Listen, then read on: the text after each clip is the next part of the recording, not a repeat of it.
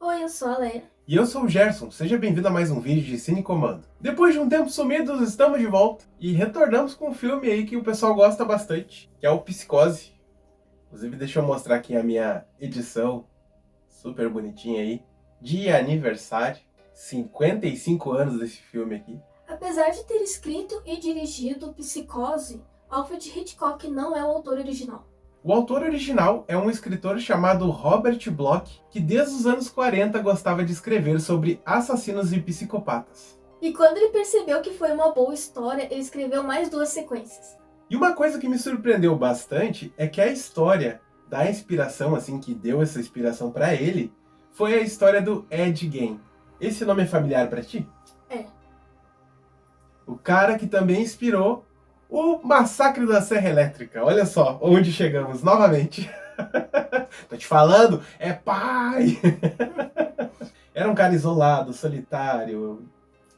Foi daí que ele tirou. É óbvio Curtiu que não as tem, né, peles. não tem lá, assim, uma experiência direta, obviamente, né, uma inspiração, assim, direta.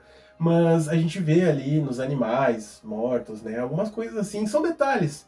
Ele não quis copiar, sabe? A inspiração foi mais no sentimento em si, embora abordado de maneira diferente, né. E quando o Hitchcock ficou sabendo da história do Psicose, claro, né, é óbvio que o autor original ele tentou levar para Hollywood, ele tentou fazer o filme acontecer, só que assim, o pessoal falou, não gostamos, não queremos esse tipo de conteúdo. Inclusive o livro era muito mais pesado do que a história em si do filme, que foi feita no filme. Muita coisa foi mudada. Inclusive questões assim da simpatia do personagem Norman Bates, ele foi meio que suavizado, assim, eles tornaram ele uma pessoa mais simpática e alguns costumes ali, algumas coisas dele, né, que eram meio nojentas no livro, eles deram uma suavizada. Pode ver, ele dava aquela espiadinha lá, mas em si não tinha nada assim repulsivo na tela fora a espiadinha. Eles ficaram com medo de chocar o público e não dar certo. Claro, eles chocaram o público, nós estamos falando de 1960, né? Sim, mas seria um choque muito mais forte. Sim. Que hoje em dia a gente já tá acostumado, já é de boa. É que assim, é difícil, tem que... Para as pessoas entender, precisa ter uma visão da época das pessoas dos anos 60 para entender o impacto que esse filme trouxe às telas, né? Inclusive ele foi um divisor de águas. E apesar da negação que eles fizeram, né, de não aprovar para um filme e tal, o Alfred Hitchcock ficou tão interessado na história, quando ele soube que ele estava tentando lançar como filme, que ele comprou de uma maneira anônima para que o escritor não soubesse, né, que era o Hitchcock que estava tentando comprar. Imagina, né, o preço ia aumentar muito, né? Ele falou, não, vamos comprar aqui anonimamente. Que esperto. Claro, e olha só a ousadia do Hitchcock. Ele foi lá, foi ver aonde o livro foi vendido e ele mandou comprar todas as edições desse livro, tira ele de circulação, para esconder o final do filme, para não revelar, para que as pessoas não lessem o livro e já soubessem antes de ir pro cinema. Porque naquela época o pessoal lia muito mais livro, né? Não, e uma coisa muito peculiar, né? A Marion rouba $40 mil e parte rumo ao desconhecido. Tudo poderia acontecer. E aconteceu de fato, né? Até inclusive quem pegou o filme assim sem saber sobre o que ele se tratava deve ter ficado mais chocado ainda, né? E aí essa jornada é parada ali daquela maneira trágica e a gente fica naquela dúvida, né? O que teria acontecido caso ela pudesse acordar no outro dia e tomar uma decisão? O que tu acha? Ela teria voltado e entregado o dinheiro? Ela tava com esse pensamento, né? Ela tava com o pensamento, ela fez até as contas do que ela poderia estar devendo pro chefe. Provavelmente, de acordo ali com o enredo, como estava indo a situação, ela estava pensando já em voltar, né? Ali, quando ela estava conversando com ele, finalizando a conversa, ela estava falando, né, que ia ter que voltar e tal. Ela ia voltar pra cidade dela. Nossa, ia ser um baita problema, né? E provavelmente, imagina só o carro ali. A gente fez os cálculos para saber em média, né, quanto que valeria nos dias de hoje, né, esse carro, porque assim, ela deu dela e comprou esse carro. Era quase 8 mil. Ela ia ter que remar bastante para pagar essa dívida. Mas, acho que é unânime, né? A gente imagina ela voltando, né? E, claro, ia ser um pouco frustrante para quem queria embarcar naquela aventura, porque eu acho que, claro, né? Ninguém tá aqui estimulando para que alguém faça isso, evidentemente, mas a história te instiga para esse lado, né? Todo o trajeto ali, inclusive, todos os lances de close dela dentro do carro, pensando o terror psicológico dessas cenas eram incríveis. Sabe, a tensão, assim, era muito bem captada. Eu acho que foi uma das coisas que mais chamou a atenção no filme também. E a personagem da Marion é morta em 40 minutos de filme, tendo depois mais 1 hora sem ela. O filme ele acaba tendo essa projeção para a atriz, né? que inclusive ganhou um Globo de Ouro de melhor atriz coadjuvante do filme. Isso me surpreende muito, porque assistindo o filme, por mais que o foco em si, ali, quem faz as mudanças em tudo ali é o Norman Bates, mas o foco nela é muito forte. Mas faz sentido pelo caminho que desenvolve o filme, o papel dela no personagem. Eu, como um fã de filme slasher, gosto muito da estética em si, né, do plano, e eu vejo ela como uma Final Girl, e eu me senti muito frustrado a primeira vez que eu assisti, vendo ela morrer ali em 40 minutos de filme, sabendo que tinha mais uma hora. Eu falei, cara, essa personagem, ela conseguiu me levar pra dentro da tela, e, sabe, ficar naquela tensão, e parece que quando ela morreu, assim, parece que me jogaram um balde de água fria.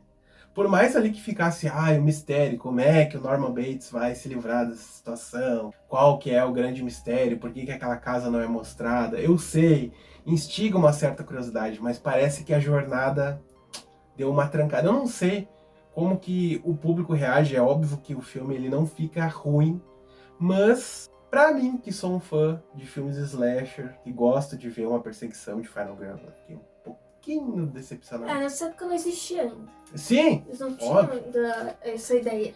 A primeira vez que eu assisti eu também achei meio decepcionante, mas agora eu achei de boa. Uhum. A segunda vez que tu assistiu, não sei se foi a segunda, né, mas... Foi a segunda vez a que eu segunda assisti. vez que assistiu já mudou a perspectiva. Sim. Por mais assim que a segunda vez assim, a gente percebe, tem uma percepção diferente, eu ainda mantenho ali a minha opinião a respeito ali sobre esse balde de água fria. Por mais assim, tá tudo bem, interessante os outros personagens, mas por mais instigante, e olha, que bom que o filme se mantém frenético. Ele não perde o ritmo, ele é um filme muito frenético, isso que é bom. Obviamente, como todos os filmes, Psicose também tem seus erros. E um deles é quando a Mary tá ouvindo o Norman falando lá da casa dele, sendo que ela tá no motel, e a distância é muito grande pra ela poder ouvir. Tudo bem, né, que às vezes assim, por exemplo, o velho é meio surdo, tem que berrar, mas não tava gritando tanto assim pra ouvir de tão longe, né? Outro erro também tá na cena da morte do Arbogast. Tem um golpe que é desferido no peito, claramente a cena ficou bem explícita. Na hora que o cara tá caindo, onde é que tá o corte? Tá na cara dele. No meio da cara do maluco. Aquilo foi um erro grotesco.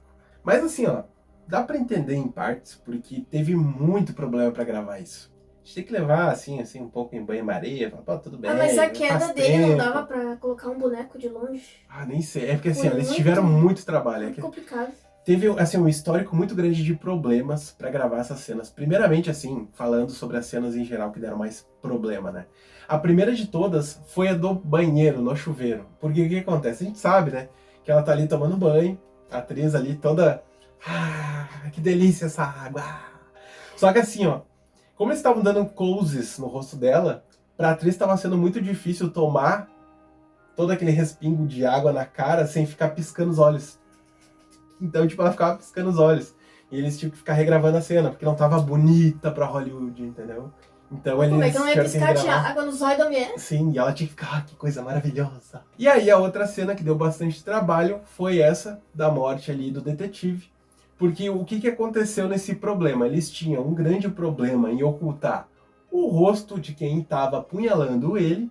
Então a câmera, dá pra ver, né, que eles usavam um ângulo totalmente diferente.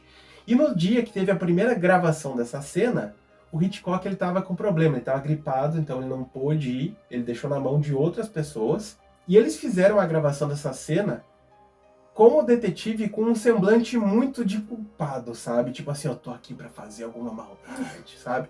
Não era uma pessoa inocente, porque assim, claro, o Hitchcock queria... eu sou uma pessoa inocente entrando numa casa, o que pode acontecer? Tem uma senhorinha... pena deles. Ele disse que ele tava com um semblante maligno e ele não gostou disso, então ele falou... Pode tacar tudo fora, tá uma porcaria, não é esse o sentimento que eu quero que essa cena tenha. Mas parece que ele queria que a gente tivesse pena de todo mundo, né? Porque quando ela decidiu voltar, se arrependeu, se ferrou. Eu sou a Universal. Tem outra cena também que deu problema, aquela quando mostra a caveira. A atriz que faz a irmã lá da coadjuvante, eu quase falei protagonista, pra te ver como tá tão implícito na minha cabeça. Quando ela olha a caveira, ela se assustou e o corpo dela meio que fez um impulso para trás e ela bateu na lâmpada que tava fazendo luz lá. E aí aquela luz chacoalhando para tudo que é lado, deu um problemão lá e acabou estragando a cena. Eles olharam lá e, nossa, vamos ter que regravar isso aqui. E assim, ó, por que eu digo que eles tinham nessa, nossa, tem que regravar, que droga? É porque o que aconteceu? Quando o Hitchcock ele foi tentar lançar o filme já tinha sido negado pelo escritor. Depois ele tentou também, eles também negaram. Ele teve que espremer tanto o orçamento do filme, ele teve que ceder, ele teve que gravar com uma equipe reduzida, uma equipe dele, reduzir os ganhos dele. Ele fez um monte de coisa para que o filme pudesse ser lançado. Ele estava acreditando muito naquele. O cara comprou todos os livros do maluco. Então, assim, ó, ele estava muito acreditando naquilo. Na cena do chuveiro, quando a Mary é atacada, a gente levantou assuntos sobre a quantidade de sangue que foi pelo ralo. Parecia pouco. E aí, quando eu tava assistindo, eu falei pra ela, né, olha, em alguns casos, né, dependendo de como é desferido o golpe em si, se torcer a faca é chafariz, né? Mas no momento que tira, né, no ato de tirar ali, volta pro lugar, né, as coisas. Então isso reduz um pouco o sangue. Mas também tem que se entender um pouco o impacto, né, que isso causa em 1960. Talvez ele não quisesse arriscar Pode ser muito, isso, né? porque quando puxa também pode voar gotículas de sangue, né, pra todo qualquer lado. É. Inclusive, olha só que doido, uma curiosidade. Como o filme ele foi gravado em preto e branco, eles podiam usar qualquer coisa para servir ali de sangue, não precisava ser necessariamente algo vermelho. E eles acabaram descobrindo que para coloração e ficar de uma maneira assim mais parecida com o que eles queriam fazer, eles usaram um xarope de chocolate da Hershey's. Específico da É. Hershey's. Pois é. E foi pouquinho, né? Então assim, eles calcularam bastante. Deve ter gastado um frasquinho ali, né? Usaram um pouquinho ali na banheira e fizeram assim, ó, no ator detetive. Tomei uma lambida. E evidentemente, enquanto rolava essa cena, tinha sons de facada. E aí tu pensa, como eles fizeram isso? Eles pegaram um melão e ficaram lá. E esse barulho é literalmente um assassinato ao melão. Coitado do melão. F melão! Eu sou melãozinho, boa. E a gente não pode encerrar esse vídeo antes de falar, evidentemente, da música dele, né? Que eu acho uma das coisas mais icônicas do filme. E o cara que chegou pra eles com a música, ele falou assim, ó, tá aqui minha música, vocês vão gostar. E eles, beleza, a gente vai usar ali no começo, ali, vamos testar, vamos ver como é que funciona com as cenas. Hitchcock assistiu e ele falou, cara, eu vou botar essa música pra caramba nesse filme, essa música ficou muito boa. E ela deixa o filme mais tenso. Muito. Então é um clássico, né? Uma música que ganhou tanto peso quanto o filme. Todo mundo sabe disso, né? E é isso, basicamente, né? Eu acho que a gente já falou bastante curiosidades. Quem não viu, eu acho meio difícil, né? Mas a gente recomenda. Pois é. Assim como eu recomendo a série. Vou aproveitar e também indicar a série, que é Bates Motel. Se puder deixar o like, a gente agradece. Deixa nos comentários sua história aí com psicose. Se vocês ficaram sem tomar banho. A atriz ficou sem tomar banho. Ela ficou um tempo, ela ficou muito traumatizada. Ela começou a trancar tudo. Coitada. Doideiras, né, cara? Acho que, não sei o que se passava naquela época, acho que não estava acostumada. E quando ela viu, não quando ela gravou foi de boa, mas depois que ela viu o filme, ela ficou assustada, porque é a imagem dela ali, né? Então ela começou a meio que ficar, nossa, como a gente é frágil, Compreendo. né? Como pode alguém entrar na nossa casa do nada e isso acontecer de verdade? Então, foi algo que pegou ela de surpresa ali, né? Foi muito forte pra ela. Inclusive, tinha uns boatos na época, assim, que, o pessoal botou água fria no chuveiro pra ela gritar, de verdade. Mentira, cara. Isso aí tudo é frescura. História isso aí é historinha. Beleza, pessoal? Espero que vocês tenham gostado do vídeo. Um grande abraço e até a próxima. Tchau.